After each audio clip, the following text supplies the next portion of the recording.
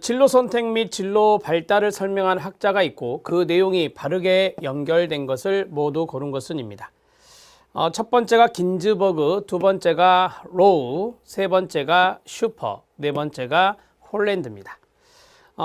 우리가 이제 긴즈버그 진로 선택 이론이라고 하죠. 긴즈버그는 발달 단계도 연령별로 나눴던 학자고요. 그 다음에 로우, 욕구 이론의 학자죠. 욕구 이론. 그 다음에 슈퍼, 앞에서 말씀드린 대로 진로 발달 이론, 생애 무지개 이론이나 진로 아침은 모형을 말한 사람. 그 다음에 홀랜드는 여러 가지 이야기가 있어요. 개인 환경 적합성 모형 학자라고도 하고, 리아세크, 육각형 모형의 학자이기도 하고, 그 다음에 진로 선택 이론의 학자이기도 하고요. 자, 그러면 긴즈버그부터 보겠습니다. 현실에서 실제 직업 선택을 하기 전에 가치, 능력, 흥미 순으로 시험적인 진로 선택 과정을 진행한다. 진로 선택 과정 진행이라고 되어 있는데, 우리가 보통 이제 긴즈버그 하면 환잠현이라고 첫 번째 외우죠. 환잠현. 이게 뭐예요? 환상기. 그 다음에 이게 잠정기. 이 잠정기를 우리가 여기 시험적이라고 했잖아요. 시험기라고 하죠. 시험기. 똑같은 말이고요. 그 다음에 현실기. 자, 여기 그 잠정기에 해당되는 것이 지금 이거예요. 현실에서 실제 직업 선택을 하기 전에라고 했으니까 잠정기인데, 이 잠정기가 가치, 능력, 흥미순으로 나타나지 않죠. 암기법이 또 있죠. 잠정기 암기법은 흥능가전입니다.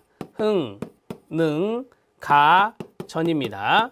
흥미, 능력, 가치, 전환입니다.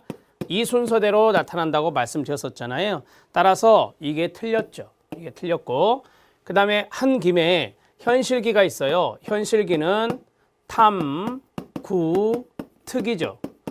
탐구특.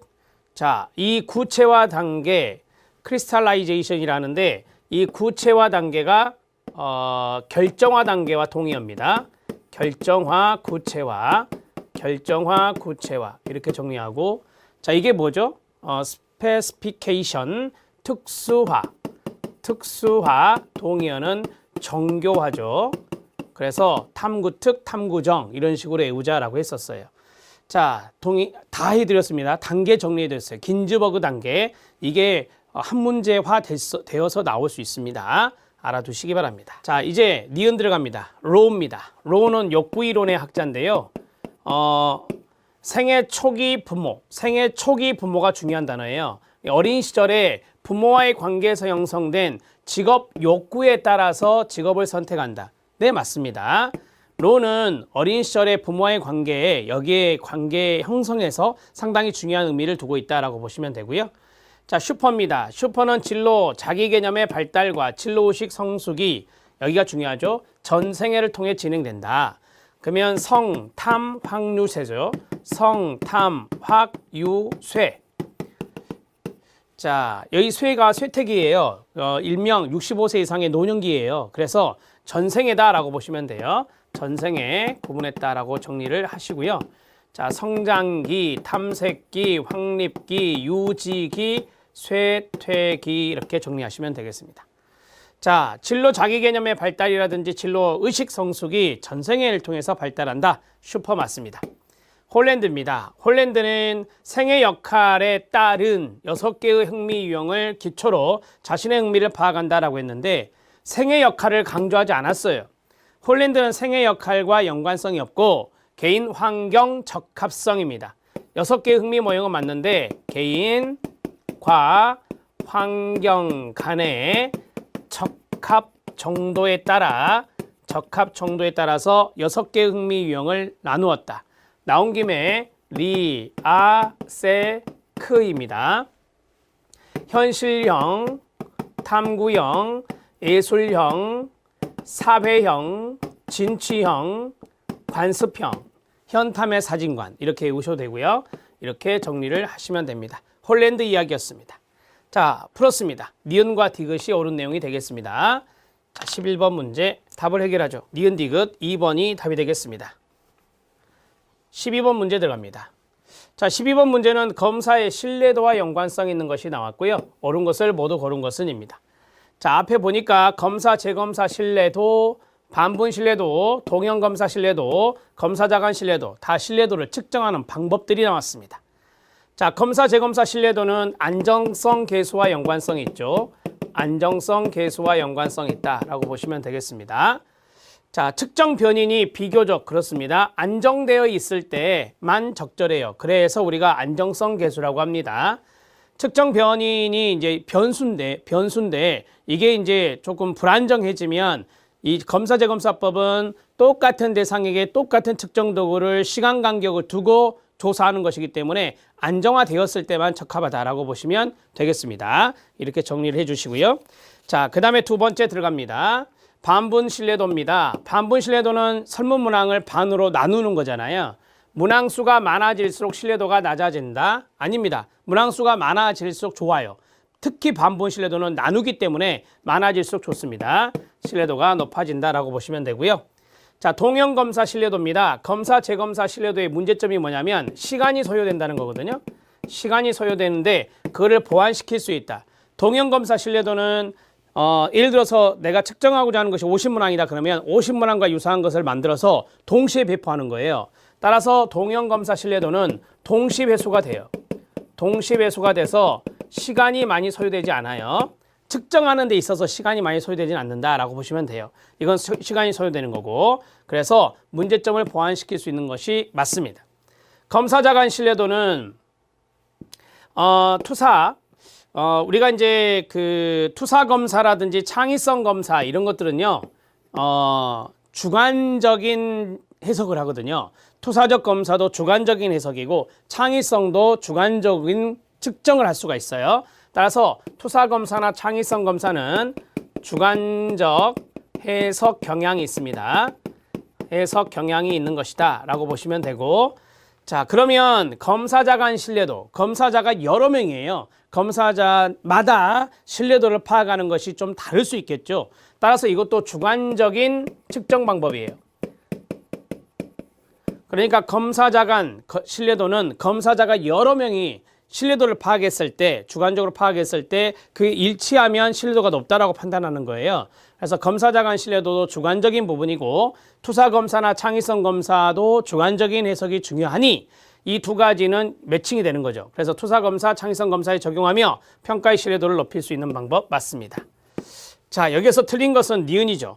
문항수가 일반적으로 많을 때 신뢰도가 높아지기 때문에 많아질수록 신뢰도가 낮아진다는 틀린 내용이 된다라고 보시면 되고요. 기역과 디귿과 리을 세 가지가 옳은 내용이 된다.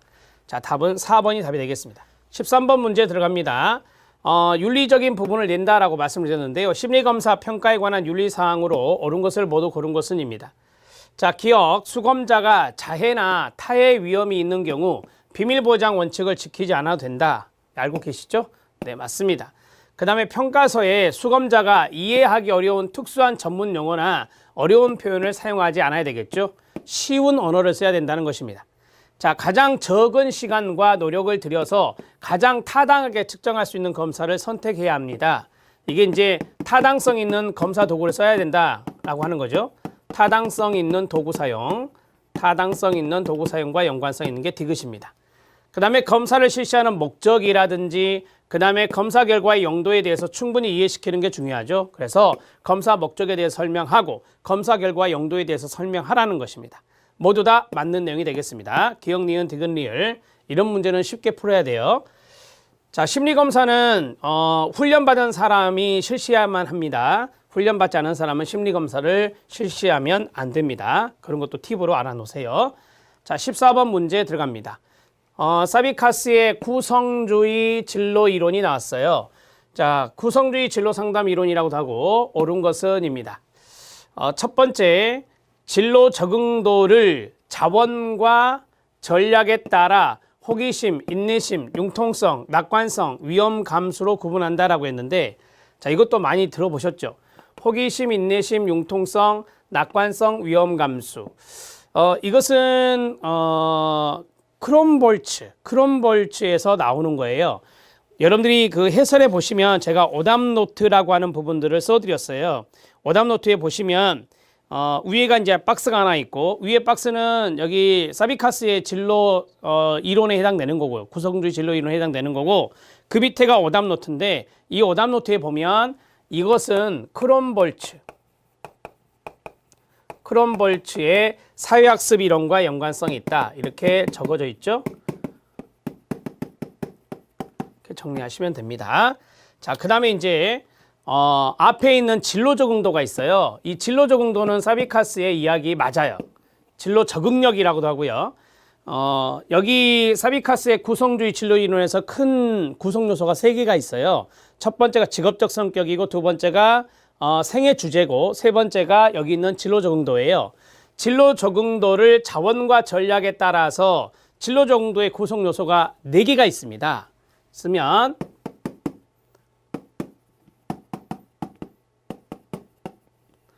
진로 적응도 구성 요소 4가지 암기법 들어갑니다. 호, 자, 관, 통입니다. 호, 자, 관, 통입니다. 자, 호는 뭐냐? 호기심입니다. 그 다음에 자신감이고요. 그 다음에 관심이고요. 그 다음에 통제입니다. 이거 뒤에 한 문제 나올 겁니다. 자, 진로 적응도의 구성 요소의 암기법, 호, 자, 관, 통 이렇게 정리를 해 놓으십시오. 자, 2번 들어갑니다. 우리가 이제 구성주의 진로 이론에서 가장 중요한 것이 뭐냐면 자신의 주관적인 경험이 중요해요. 그런 것들을 이제 이야기로 구성해 나가면서 자신의 진로를 찾아가는 건데요.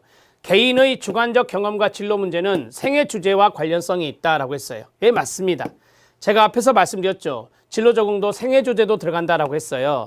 그런데 여기서 더 중요한 것은 주관적인 경험이라는 거예요.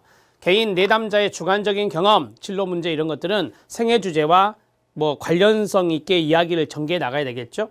진로 적응도를 계획된 우연의 맥락에서 태도, 신념, 역량으로 구성한다라고 했는데 여러분 여기 계획된 우연이라는 단어 누가 말했어요? 이것도 크롬볼츠죠. 이것도 크롬볼츠예요. 크롬볼츠. 자, 크롬볼츠의 사회학습 이론이에요. 이것도 크롬볼츠의 사회학습 이론. 진로를 성숙해 나가고 진로를 결정하는 데 있어서 흥미나 적성 이런 것도 좋지만 이 살아가는 데 있어서 우연한 기회라는 것도 있더라. 그래서 그런 우연한 기회가 좋은 기회가 있을 때 진로를 결정할 수도 있다. 진로를 성숙해 나갈 수도 있다. 라고 말한 것이 계획된 우연이다. 이렇게 생각하시면 되고요.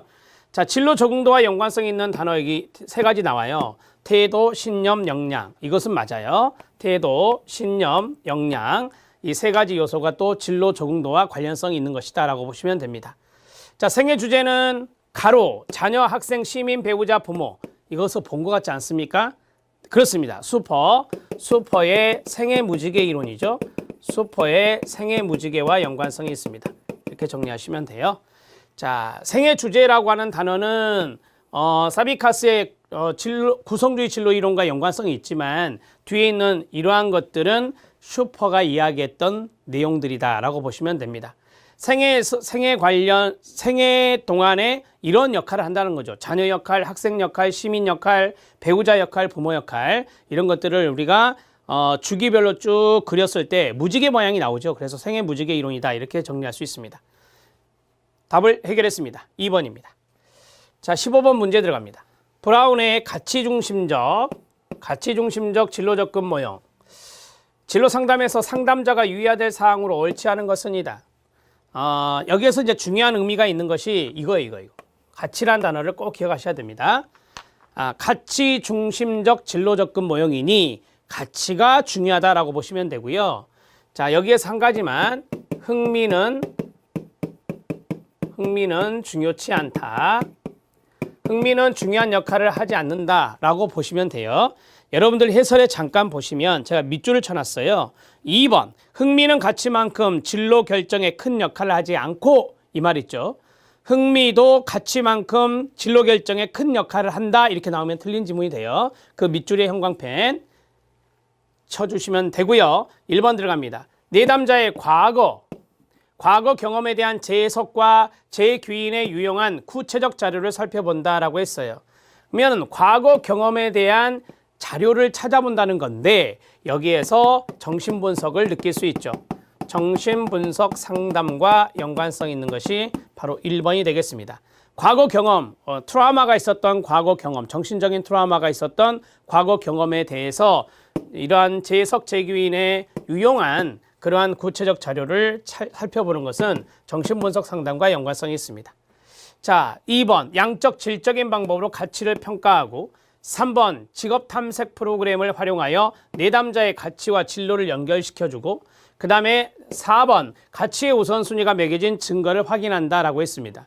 따라서 2번, 3번, 4번에서 가치적인 부분들을 강조하고 있잖아요. 그래서 이것은 브라운의 가치중심적 진로 접근 모형과 연관성이 있다라고 보시면 됩니다. 답은 1번입니다. 첫 번째는 가치 평가를 한다라고 되어 있고요. 두 번째는 직업 탐색 프로그램을 써서 가치와 진로를 연결시킨다 했고요. 그 다음에 가치에도 우선순위가 있죠. 가치의 우선순위의 증거 이런 것들을 찾아볼 필요가 있겠습니다. 답은 1번입니다. 16번 문제 들어갑니다. 홀랜드의 진로 탐색 검사입니다. 홀랜드의 진로 탐색 검사에 대한 설명으로 옳은 것은 이다라고 했어요. 자, 홀랜드의 직업 탐색 검사는 육각형 모형을 살펴보는 것이다 라고 아까 말씀드렸는데요. 집단 검사로 할 수 없나요? 사용할 수 있습니다. 개인도 가능하고 집단 검사도 가능합니다. 결과를 해석할 때는요. 일관성을 볼 수 있고 변별성을 볼 수 있고 긍정응답률을 고려한다. 네, 맞습니다. 자, 일관성, 일치성, 정체성, 그 다음에 변별성, 그 다음에 계측성 이런 것들이 있거든요. 이러한 것들을 쭉 살펴보는 것인데 일관성 같은 경우는 인접한 것일수록 리아세크에서 인접한 것일수록 유사성이 있다라고 하는 것을 일관성이라고 말을 하죠. 자, 변별성이라고 하는 것은 어떤 것은 유사성이 있고 어떤 것은 유사성이 없는지 이러한 것들을 보는 거예요. 예를 들어서 상담사라면 사회성이라고 하는 것이 상당히 크게 나와야 됩니다. 그리고 이제 현실형이라고 하는 거 있잖아요. 현실적, R에 해당되는 거. 현실적에 대한 것들은 낮게 나와야 되잖아요. 이게 이제 일종의 변별성이에요. 그래서 그런 변별성도 판단해 볼 수 있는 거예요. 그 다음에 긍정응답률이 있는데 긍정응답률은 말 그대로예요. 에 체킹한 것이나 좋아한다에 체킹한 거 긍정에 응답한 것들이 많으면 많을수록 바로 그 사람의 흥미도가 나타난다. 선호도가 나타난다라고 보시면 되겠죠. 이런 것들을 고려해서 결과를 해석해라 라고 하는 겁니다. 자, 리아세크인데 이 L이 아니잖아요. L이 아니라 R입니다. 자, 다시 쓰면 리아세크 이렇게 정리가 돼야 돼요. 그 다음에 현실적 유형은 교육적인 활동이나 치료적인 활동을 좋아할까요? 아닙니다. 좋아하지 않습니다. 좋아하지 않는다.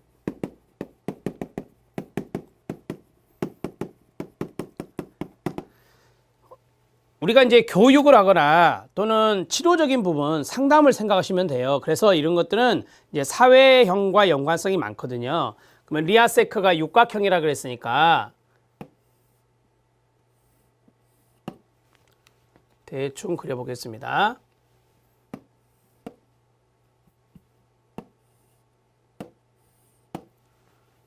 여기서부터 시작을 하죠. 리아세크